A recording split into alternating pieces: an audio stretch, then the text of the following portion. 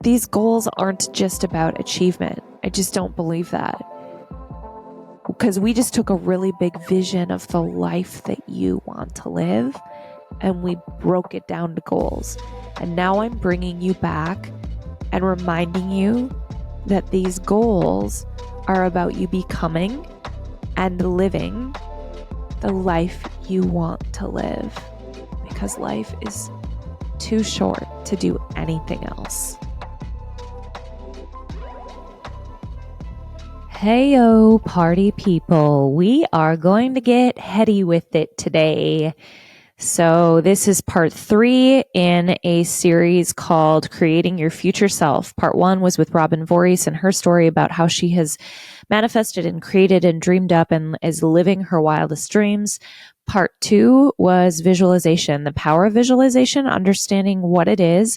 And then I took you through almost an hour's worth of an exercise to dive really deep into creating a vivid vision using all your 5 senses for your future. And as you continue to let that permeate and you ruminate on that, that is the same thing as an athlete imagining doing let's say it's a golf swing, swinging their club perfectly, and it actually impacts how they swing their club.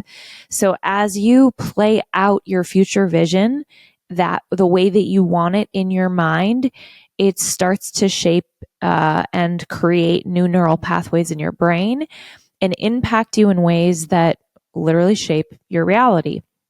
So today we're moving from there, and I'm going to help walk you through a very logical process. So this is left brain, masculine energy, on how to take all of that dreamy, fluid stuff and pin it down and walk it out and execute.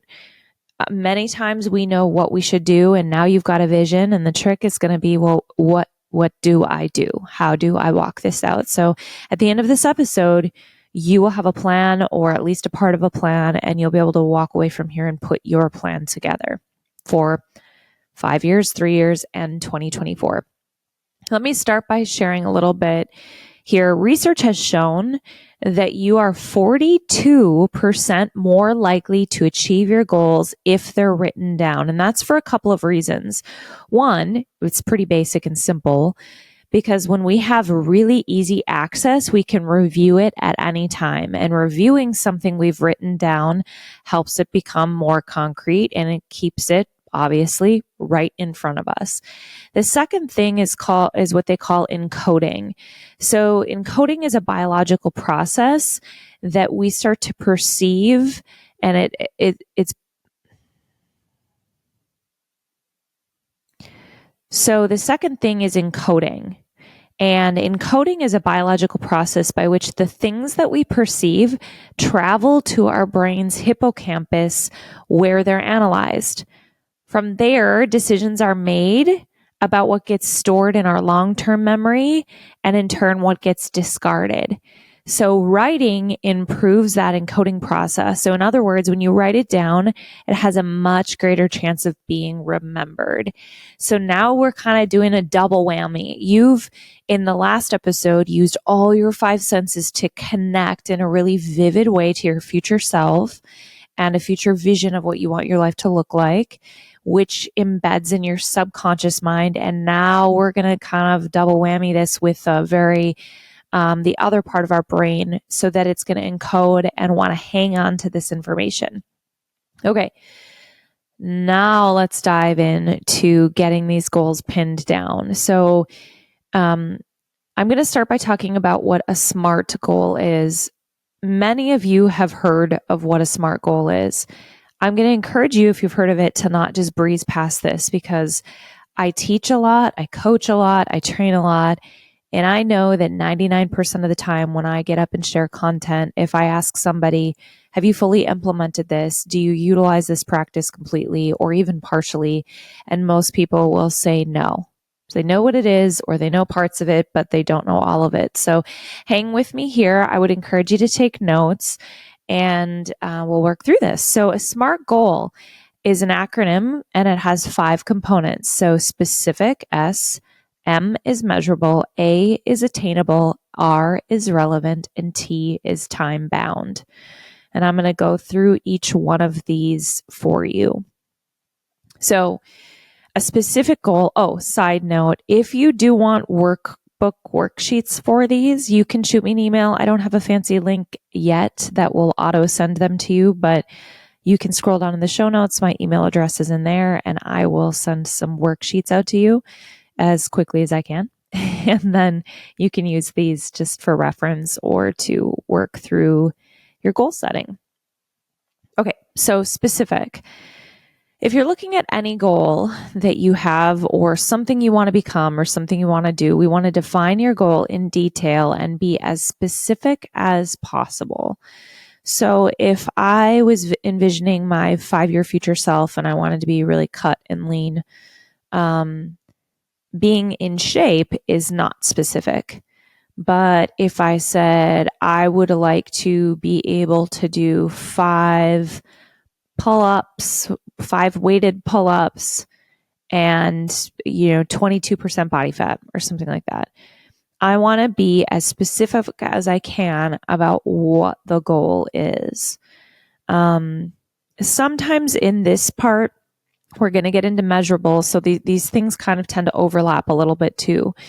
But if I said I want to have a really vibrant relationship, I want to really write out what specifically does vibrant in a relationship mean to me. And that bleeds into the next one, which is measurable. So decide how you're going to measure success in that area. So I kind of did the overlap with the fitness one. 22% body fat might be part of it.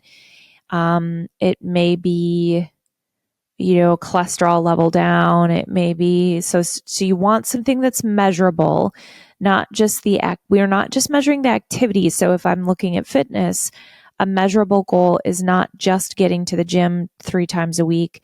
It's actually what I want the outcome of the activity to be. So, I'm trying to think of another example that might apply. Let's say it's finances. So I want to have all of my debt paid off except my house within 1 year.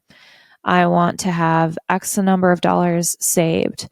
I want to have and maybe the outcome is I want to have 1 or 2 investment properties purchased in the next year. So that is a measure of success. Okay. So again, if the ultimate goal is to be financially free, now we're starting to get down to the how. Well, how am I going to get there? So these are some of the specific ways. So that's measurable, attainable. We want to set a realistic goal that's going to challenge you and also be achievable. And there's a fine line in this. I've heard the saying sometimes that there are no unrealistic goals, only unrealistic timelines. And so you've got to kind of feel into, where do you think that line is between something that's going to force you to think differently and grow? If my goal, for me, I like to use the fitness example because I know it, because I work out. If my goal was that I want to, I don't know, like play basketball. It's like literally not attainable for me because I can't jump. Like my ACLs are torn, my Achilles are shit. Some things are not attainable for me right now. I'm just not going to set that goal. But I could set a goal to do like a triathlon or a half triathlon, because I could swim. I can work up to running and I can do the other things. So that would be very challenging for me. So you've got to decide where that line is for you though. Like what's challenging, but also achievable and attainable. You might realize 9 months into these goals that you're like, I am well on my way, but I'm not going to hit it by the end of 2024. Well, then you extend the timeline at that point. But right now we're aiming for, we're looking at a certain period of time. And I'm going to come up to the timeline in a second here. So the third part is attainable. The fourth part is relevant. Ensure that your goal is result oriented. So sometimes we set goals that really have nothing to do with the results that we're looking for, which is why we did what we did in the last episode. You've got to be clear about what you really want, because sometimes we just do things because we're like, well, that seems like a cool idea, but it's not working us any closer to what we actually want to do. So if I want to write a book, but I'm focused on, only learning how to play guitar, and I'm not like practicing writing skills, like guitar learning may be great for just a fun hobby, but it's also not moving me towards the future me that I want to build. So you've got to decide. And there is a place for hobbies for sure. I am all about that. But look at what you're focusing on and ensure that it's getting you to who you want to become. And then the fifth one is time bound. We miss this one a lot. It seems it's so basic, but easy to miss, that we need to set a clear deadline and then monitor our progress along the way. And I'm going to talk about how we can do the monitoring here in a minute. But there needs to be a clear end goal to this. So if my goal is to be 20% body fat, by when? 10 years from now? 2 weeks from now? Like, you might be looking at a 5-year plan, and we're going to break that down to 3 or 1 year. And even within 1 year, you might be able to get to where you want to go in a month. So you need to get clear with each of the goals that you're setting on what is the timeline, what's the deadline that you're also reaching that goal by. So specific, measurable, attainable, relevant, and time bound are the five tenets of a SMART goal. Okay, so now if we're looking at your 5-year vision that you laid out, you've got 4 priorities in your life. You've got 4 quadrants or 4 specific areas that you're looking at. And you wrote down a lot of stuff, very likely, in there. And we're going to just start today with, I'm going to say 1 to 3 goals in each category. So out of all of the things you were, and know that like, these are spiderwebbed. I know that one thing bleeds into the next. Sometimes you'll start working on one goal. This is a horrible example, but it's coming to mind, and what the heck, I'm just going to share it. Let's say that you're focusing on like your intimate relationship and you're also working on fitness, and you start working on fitness and you find that you shed 20 pounds and you got blood flowing in your body again. And guess what? You didn't even necessarily try to improve your sex life, but all of a sudden you're like, holy smokes, there's a fire going again, because one thing impacts the next. That is true about everything in our lives because of how interconnected we are. Our body, mind, spirits are one thing. You're going to find that as you start developing one area of your life, it'll bleed over into every other area of your life. So don't worry about getting everything on that sheet, on your vision into a SMART goal. We're going to start where we're going to start, and we're going to prioritize, and then we're going to build from there. So in each quadrant, I want you to go through and circle 1 to 3 things in each category, specific things that you want to focus on, or goals that you want to focus on. You might highlight them. And know that we're kind of quantifying this as a 5-year goal, okay? So I'm not going to take a ton of time in this podcast episode and leave the time for you. So you might just need to pause it or write this down as homework and then come back to this and do this. But what you'll do with each of those 1 to 3 things is make them a 5-year SMART goal. So I'm already telling you that the deadline is 5 years from now. So for each of those, you're making a 5-year specific SMART goal. So you should have either 1 thing in each quadrant, 2 or 3. So you'll have between 4 and 12 goals that you're focusing on. I hope that makes sense. Okay. Then once you get those goals defined and they are specific, measurable, attainable, and relevant, we already know the time bound is 5 years. I want you to consider what you could do in 3 years. So peel that back, and it's a little over half. half of whatever that goal is.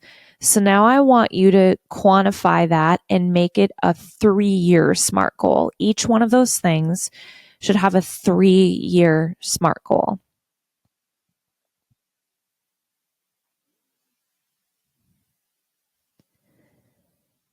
Okay. And then again, I'm sure you need to pause it or come back to that. Now we're going to peel that back to 1 year. So we're going to look at that 3-year goal and all of those 3-year goals. And we're going to go, okay, if I can do that in 3 years, what can I chip off in 1 year? In 12 months' time, what can I chip off and who can I become in the next 12 months in each of these goals? So turn those 3-year goals into 1 year SMART goals, all of them. And you might want to just take a fresh sheet of paper out. I'm super visual. So if it was me, I might take a fresh sheet of paper out, draw the quadrants again, and then list out my 5-year, 3-year, 1 year SMART goals in each of the quadrants. So I can just see sort of the progression of each of them and within the categorized like quadrants. That's just how my brain works. Your brain may work very differently. You might be pulling out a spreadsheet right now. That is not me. But if it's you, more power to you. Go get it. Okay. So now that we've got those goals laid out, we've got 1 year goals in each of those categories. I want you to just look at one quadrant at a time. And if you've picked more than one goal in that quadrant, ask yourself which one of these things needs to happen first. So what's the one of these that if I do it, it will make the other ones either easier or unnecessary? So usually there's a domino that needs to fall first. Sometimes they're sort of simultaneous, but usually there's one thing that needs to happen first that's going to make the other things easier. So we want to rank them and put them in order of priority. If they're not, if you find that they're just like, I'm not really sure, then just pick one. It just don't overanalyze it or get stuck on that. If they feel equal to you, just sort of roll the dice and label them and just decide. You might find that one just starts to naturally impact the other. So that's all good. Some of them might work together simultaneously, but I want to give you the ability to kind of tick them off one at a time. And this is probably a good place for me to explain to you this idea of habit stacking. So, learning how to build a habit is a real thing. Habits don't just happen overnight. You're going to find that as your any of these areas, whether it's finance or fitness or emotional health or learning, anything that you're doing new is going to feel awkward and uncomfortable. You're going to bump up against what I call your edges, your insecurities. You might bump up against like, what's it called? Why am I blanking on it? Imposter syndrome, where you just feel like, who am I to think that I could be this person or that person? I just talked to a good friend who reached out to me and she said, Jen, I just had to share. You're the first one that came to mind. I'm so proud of myself. I've been going to the gym and I have not viewed myself as someone that belongs in the weight room. And I got on the floor and got in the weight room today. And I was like, fuck yeah. Like, you do belong there. And so you are going to come up against limiting beliefs and stuff but this is where the good stuff is. Cause when the things surface, that's a gift to you. Then you get to work through that, power through. Episode number 3 might be a tool for you where you've got some fears and limiting beliefs you need to work through. You can go back and listen to that. So, but what we want to do is if you're not accustomed to, building habits, it's easiest sometimes just to start with one and to stack that onto a habit you already have. So if I have a habit of drinking coffee in the morning, I might stack 5 minutes of meditating with my coffee drinking because it's a habit that's already ingrained and I can anchor something to that. Then once I get meditation going, I might decide that I want to stack reading 5 pages a day onto that meditation. And this is literally how my morning routine has grown. And it has been a huge vehicle for who I've become. It started as 5 minutes a day. And now it's like an hour and a half of like church to me. It's just like my me time. And it's the best thing ever. And it doesn't feel forced at all. It feels like, oh, so lovely to me. So, that was a little bit of a side note here for you, but just know that, and maybe I'll do another episode in the next month or so here on specifics of how to build habits. That might be helpful for some of you, or reach out if you want more info on that. Okay. So now that we've got kind of prioritization within each of the quadrants, you might look at the quadrants holistically and go, which one of these needs to be my first and primary focus? And why is that important to me? Another way that this is taken from the book, One Thing, I already mentioned this question, but which is the area that if I focus on this area of my life, it makes the other ones much easier, or possibly even unnecessary, because things will just kind of unfold the way that they need to. Again, you might be focusing on some of these simultaneously, but I have found that if you're just like, I'm going to do all of the things, if I went from never working out to running a marathon the next day, I'd be screwed. I would ruin everything in my body, and that I would never want to run ever again in my life. So you need to be smart about this. No pun intended with the SMART goals. In the way of like, don't feel like you have to conquer it all at once. You start with one thing and you build from there. So the next piece that I would do is, when you're looking at the goal, you've got your annual goals. You're going to want to break those down monthly. So you can just see we're just going to keep chunking it down until it feels very accessible to you. And this is, again, where more of the how comes in. And this is maybe where you might lean on some friends or some coaches, or a group of some kind. You might need some help getting ideas even on the how. So if I know when I just started, I'm just going to keep using the fitness example, but when I just started my fitness journey, I really didn't know the how. I didn't know what to eat. I didn't know what my workout should be. I didn't know when to work out. I really didn't know. And that has been a continual evolution and process for finding what works well with my body as I've gone. But listening to podcasts, reading books, talking to friends, trying things out. So you might need to kind of take it a couple things at a time. If you're like, okay, well, month 1, I'm going to start by walking every single day. And I'm also going to chat with one nutritionist. So you're breaking the how down into some very, again, SMART goals: specific, measurable, achievable, relevant, time-bound, that are 1-month goals in each of those goals that you made. So what you might do is grab a piece of paper. And again, I could email this to you if this is helpful.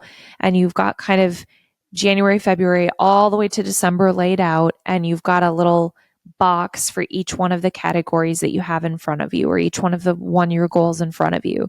And then you're going to break it down month by month. Okay. So if you know you want to walk 30 minutes every day, then in January, that's 31 30-minute walks. All right. And then you're going to break those goals once you get them all laid out for the year. And I'm going to throw in a caveat to this. We're going to build in a system where you review your goals at weekly, but also monthly, because you may move through these faster. You may move through them slower. You likely will come up against some resistance or hurdles or things you need to work through that will change how you're approaching your goal. You might find that your body is like mine and plyometrics suck for you. And so you planned that you were going to like play basketball every day of the week. And now you're like, I've got to pivot on that. So some of that's why I love this idea of evolution, because it's a little less concrete. It's still forward movement. It's still growth. It's still progress, but it leaves room for change and adaptation as necessary.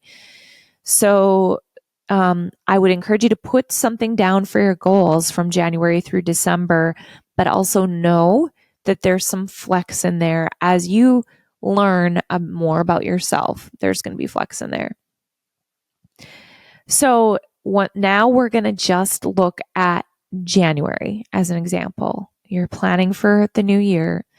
You've got between 4 and 12 goals that you're looking at for January, and maybe less, depending on what you've decided is a priority and how you want to shape that. Use your intuition here too. This doesn't have to be sticklery. Just use your intuition on what you need to focus on for January. And then you're going to get your calendar out. Seems really basic, but it's really important. Sometimes people forget that, oh gosh, I forgot I had a vacation that week, or my family's in town for the week, and I just know that that's going to derail me a little bit. So you want to get your calendar out and just figure out, like, when am I working? When am I not working? What might get in my way? How can I plan this? And we're going to just take it a week at a time. So you're actually not going to set goals for all 4 weeks. You kind of have to keep that in mind. If I'm going to do 15 sessions of reading for 30 minutes, I might go, oh, that third week I'm on vacation and I want to do a lot of reading that week because I'm going to be on the beach, and you can kind of plan around that. But then from there, we really just want to set goals 1 week at a time. So, and I'll explain why in a minute. So now we know, okay, Jen's going to read 3 times for 30 minutes week 1. She's going to take 5 30-minute walks. She's going to do breath work twice. And she's going to play piano 7 times or something like that. Then I'm going to put time on my calendar for these things. I'm going to treat them like appointments with myself. In our organization, we say this a lot. If it's not on your calendar, it doesn't exist. And I really do live by my calendar. Again, there's flex in there. I'll move things around. But if you don't have time carved out for the things you're committed to, life gets in the way and you choose what's easier because you want to go on the path of least resistance. If you're committed to your future self, if you're committed to who you're becoming, then you will make time for yourself and you will make yourself a priority. So you put it on the calendar and then you let your calendar be the boss. It's going to tell you what to do. If you have then a client, a parent, a fairy godmother that wants to meet you during that time, your response is, oh, I'm sorry, I've got an appointment during that time, and you honor it, period. They don't need to know that the appointment is with yourself. You honor what's on your calendar and you honor yourself.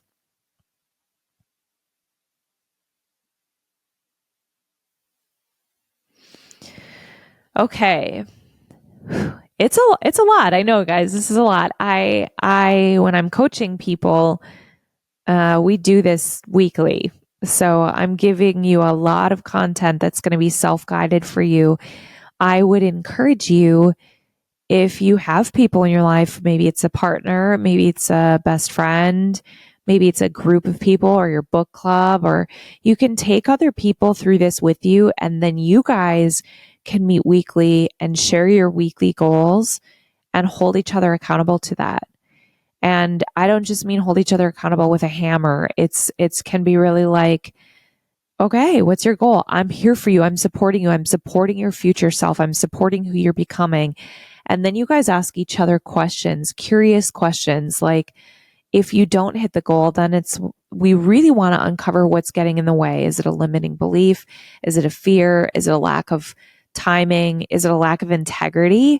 Is it that I haven't had a conversation with my husband or my kids to let them know that, like, I'm committed to this thing and I really need your support in it? So then when you've got people that are doing this with you, they're helping you move the obstacles out of your way so you can uncover your best self, right? One of the things that I would say that tends to get in the way is that people might not have boundaries. And it just kind of comes back to that idea that if we're not following through on things, it's often because we aren't honoring the commitment we've made with ourselves.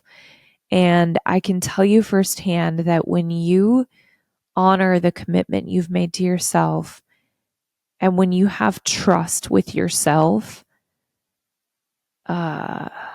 it's like a superpower. It's like, oh, I can conquer the world now. I know I'm going to follow through. I know who I am. I know that I make decisions based on my values. And I know that I can say no. So honestly, when we don't honor our boundaries, usually we're being short-sighted and we don't feel or see the long-term implications of not honoring our commitments. And I think most often we just sacrifice ourselves in that. We abandon ourselves and what we know we need for all kinds of reasons, whether it's people pleasing, fear of losing a client, lack of foresight, that's maybe more on the personal side. But when we don't create boundaries around our business goals, I think it's often because we're either not committed to the goal we've set or we've lost sight of our motivation and why we're doing this. So for that, I personally have little motivational quotes or post-it notes, reminders of why I'm doing the thing that I want to do. And that's where the vision board is really powerful. So if for business goals, or honestly for personal goals, you've got to have a big enough vision that's going to pull you through the pain. That comes back to that moving through fears too. So I'm either running from fear or I'm moving towards pleasure. And if I don't have a vision of what's going to pull me forward, or if I don't have enough, I'm going to say pleasure, like a pleasurable vision or of bright future ahead of me, and I also don't have enough pain or fear that I'm running from, then I'm just going to be stagnant. So keeping your vision board and your goals in front of you is really, really helpful.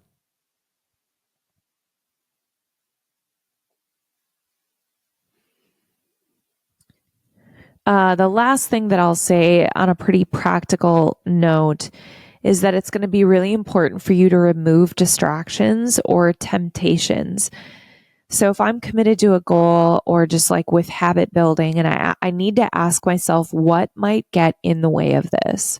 So now that you've got your goals down, you already know, right now, like what might get in the way of this, because some of these things you've probably tried to tackle before, but this time's going to be different. So what might get in the way of this, and how can I ward that off on the front end? So again, are there people that I need to get buy-in from? Are there conversations that I need to have? Are there temptations? If it's nutrition, what things do I need to get out of the household now? What things do I need to tell my partner not to buy or not to bring home or to hide somewhere? What old thought patterns might sneak up on me? They will show up, expect them to, and decide now how you're going to handle them so that when they show up, because they will, you're ready for it. Ask yourself what stopped me in the past, and then put a plan in place to hedge that off now. And then last thing, we all have a dip in motivation sometimes. So trials and challenges are going to show up, and a dip in motivation is going to show up. Discipline always precedes motivation, by the way. A lot of times people say, well, I just don't feel motivated. That's fine. You don't have to feel motivated. You got the motivation and the vision. You already know where you're headed. That's your motivation. But when you wake up not feeling motivation, then you decide to be committed to yourself. Period. End of story. Love yourself enough to be disciplined and committed. And when you do that, the motivation will show up, I promise you, because you're going to start to feel yourself becoming all of the things you imagined. And then you're going to be like, oh my God, it's happening. And then the motivation shows up, and the motivation feeds the discipline, and the discipline feeds the motivation. But when you're starting something new, you might have a spark of motivation, but that will fade and you'll have a dip in that. And that's when you get gritty and you get disciplined in it.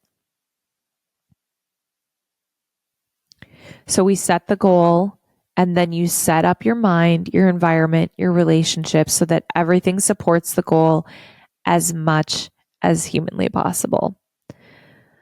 I tackled like 6 months of a normal coaching in 35 minutes. So, or about 40 for you guys. But if you've got questions, feel free to shoot me an email. I've considered doing like a weekend workshop if that's something that you might be interested in, or maybe even some group coaching around this.